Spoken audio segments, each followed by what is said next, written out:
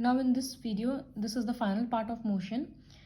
We'll understand about uniform circular motion, but before that, I'm going to discuss one or two questions from this in-text. See, a train is traveling at a speed of 90 km per hour. Brakes are applied. तो जब break लग जाएगा इसका मतलब वो train रुक गया.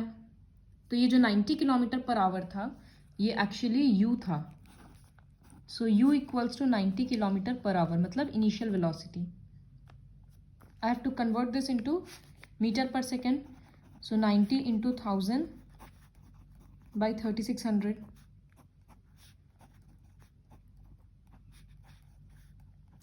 This is 25 metre per second.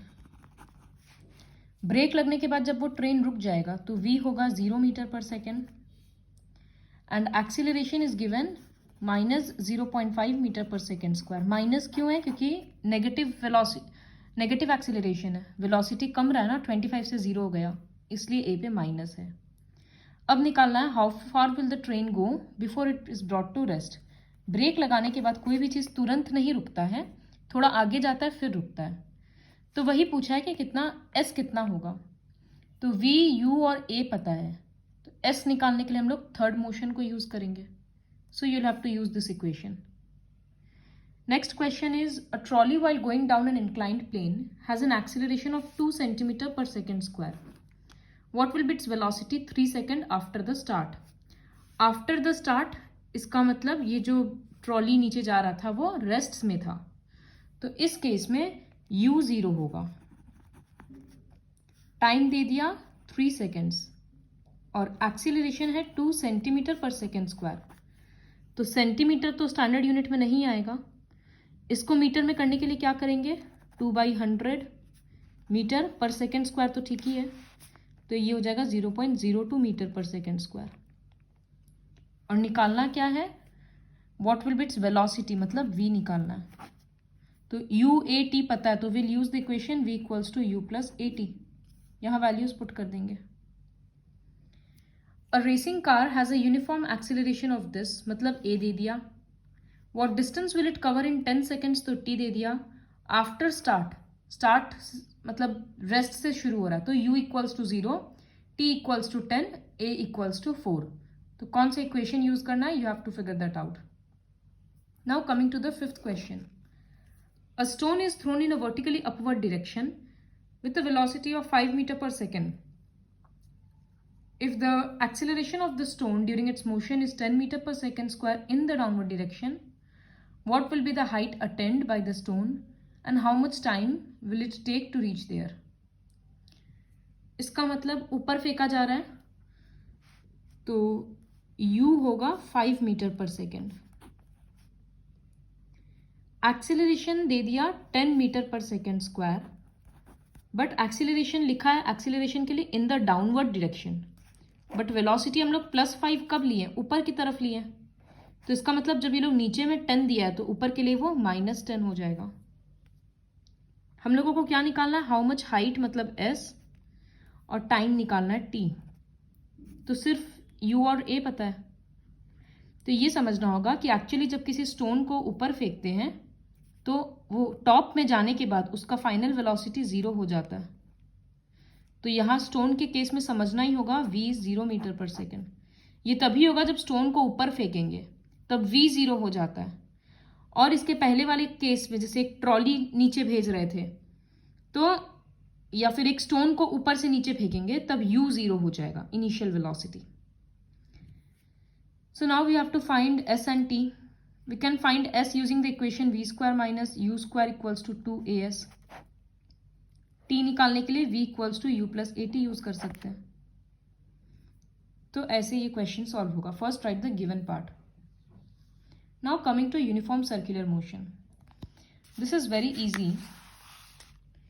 Uniform circular motion means whenever an object is moving in a circular path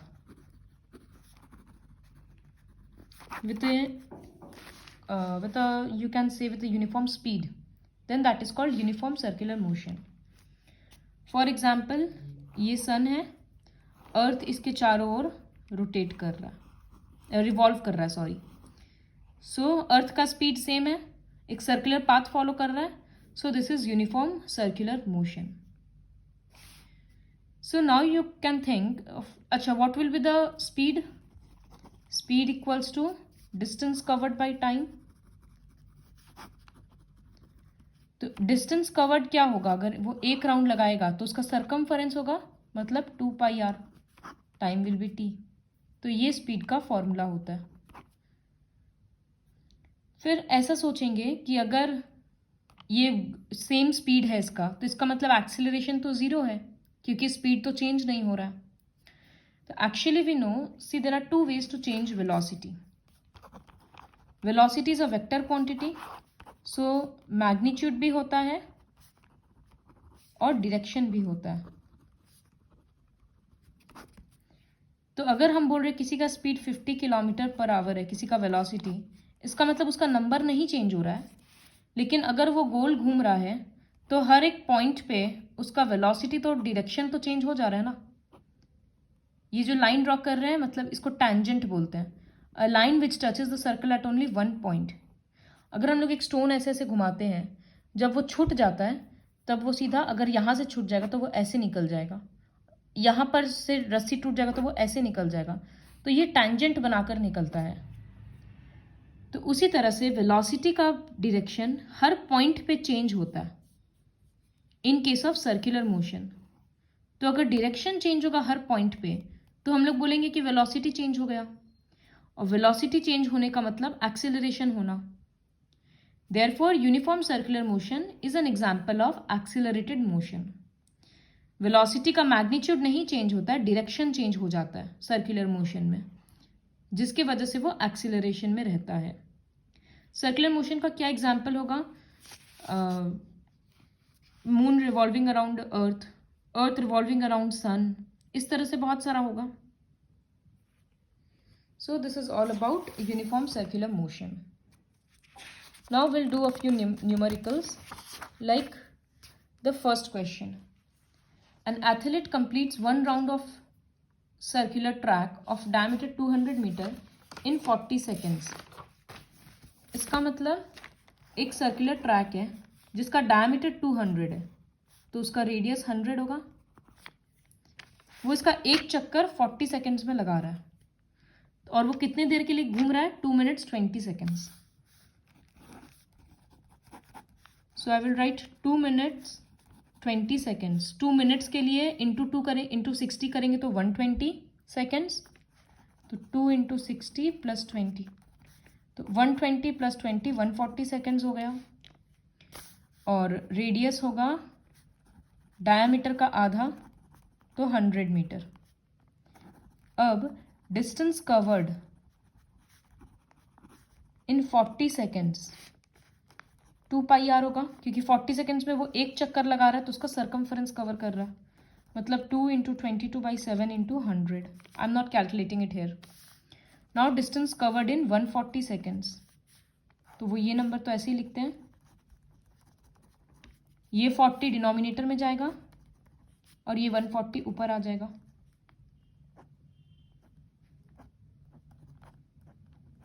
so I am getting 2200 metre is the distance covered. तो एक पार्ट हो गया. Now they have asked for displacement. Displacement के लिए हम लोग पहले भी किए थे, नंबर ऑफ राउंड्स निकालना होगा. ये समझना होगा कि वो कितना चक्कर लगाया है. तो नंबर ऑफ राउंड्स क्या बोले थे? Total distance covered by circumference. 3 line को 2 लाइन में अगर लाएंगे तो 7 ऊपर चला जाएगा, तो 7/2 राउंड्स है, इसका मतलब 3.5 राउंड्स. तो एक इंसान अगर यहाँ से शुरू किया था तो वो एक राउंड के बाद वापस वहीं आ गया, 2 राउंड के बाद भी, 3 राउंड के बाद भी एग्जैक्ट यहीं आ गया, और आधा राउंड करना है, उसका मतलब वो ठीक यहाँ आएगा. तो ये डिस्टेंस क्या है? ये तो शॉर्टेस्ट डिस्टेंस तो डायमीटर है, तो उसका डिस्प्लेसमेंट क्या होगा? उसका diameter. So I will right like this. If the athlete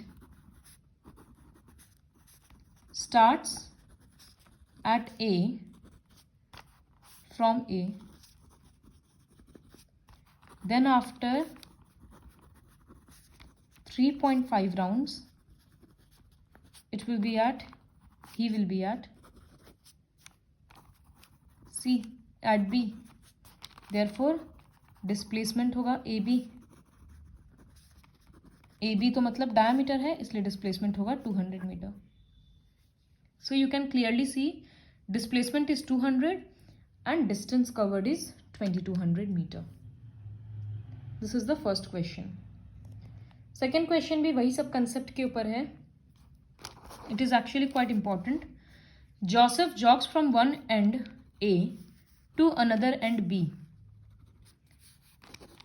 A और B के बीच का डिस्टेंस है 300 मीटर. ये कवर करने में उसको 2 minutes 30 seconds लगा. फिर एंड टर्न्स अराउंड मतलब वो ऐसे घूम गया और जॉग्स बैक 100 मीटर. सी ये 100 मीटर हुआ. ये जॉगिंग करने में उसको लगा 1 minute 60 seconds. So what are the average speeds and velocities in jogging from A to B and from A to C? Part by part understand this. सबसे पहले जो यूनिट है 2 minutes 30 seconds, उसको कन्वर्ट करेंगे तो 2 into 60 120 प्लस 30 मतलब 150 seconds. Now from A to B average speed मतलब total distance by total time. Total distance A से B में जाने में 300 है. टोटल टाइम कितना लगा उसको 2 minutes 30 seconds मतलब 150. यूनिट होगा मीटर पर सेकेंड, तो ये कैंसिल होकर हो गया 2 metre per second. Average velocity होता है डिस्प्लेसमेंट बाय टाइम. ए से बी जाने में उसका डिस्प्लेसमेंट भी 300 है और टाइम भी 150 है, तो ये भी हो गया 2 मीटर पर सेकेंड. तो एवरेज स्पीड और वेलोसिटी इक्वल हो गया. क्यों? क्योंकि डिस्टेंस और डिस्प्लेसमेंट इक्वल है. नाउ फ्रॉम ए टू सी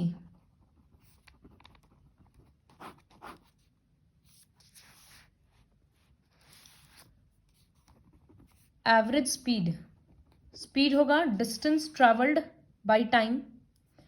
तो डिस्टेंस ट्रैवल्ड उसका कितना हुआ? पहले वो 300 मीटर गया, फिर वो 100 मीटर और ट्रैवल किया, तो स्पीड के लिए डिस्टेंस होगा 400 metre.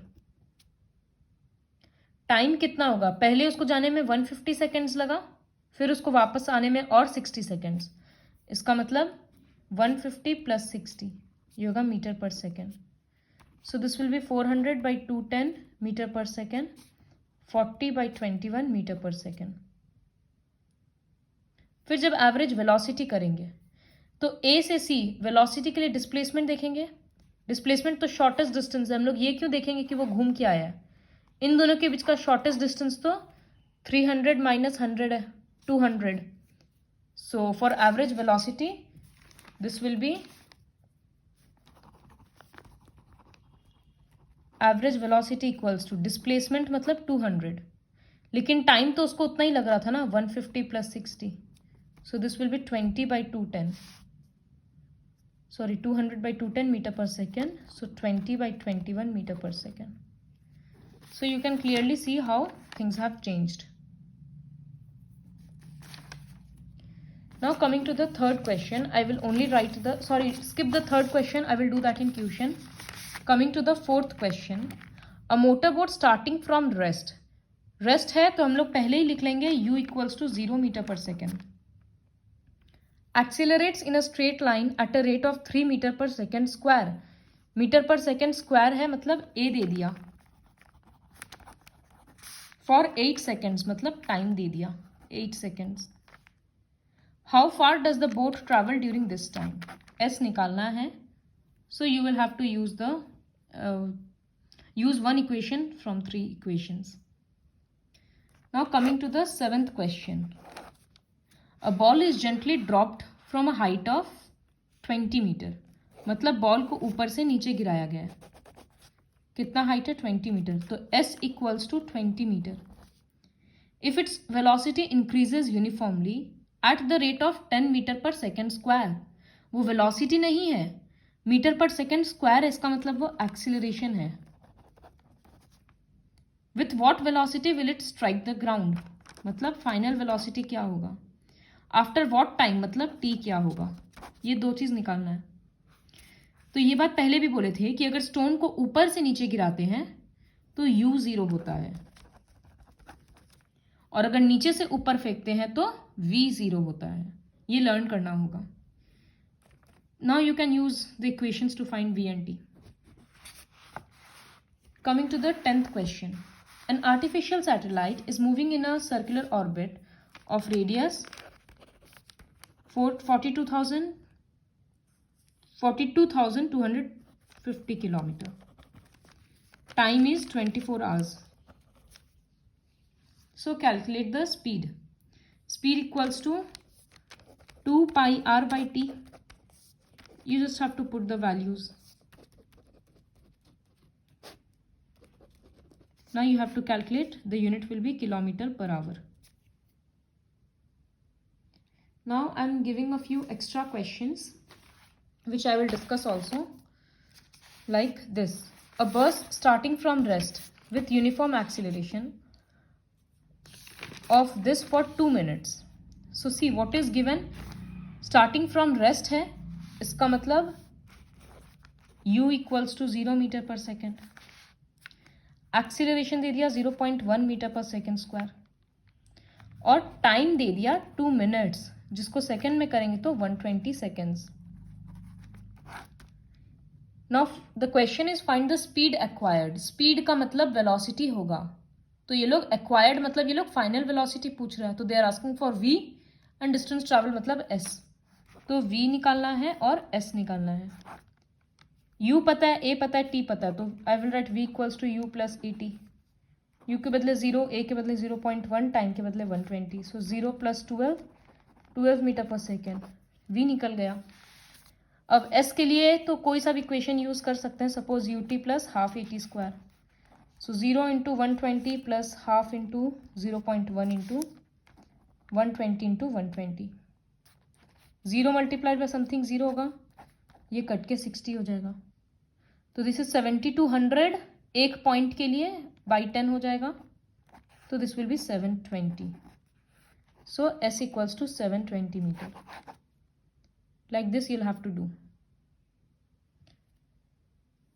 Similarly, in this question, a train accelerated from 10 km per hour to 40 km per hour in 2 minutes. How much distance does it cover in this period? So you have to find s, but make sure that you are converting the units into meter per second and this into seconds. Similarly, you'll have to complete the questions.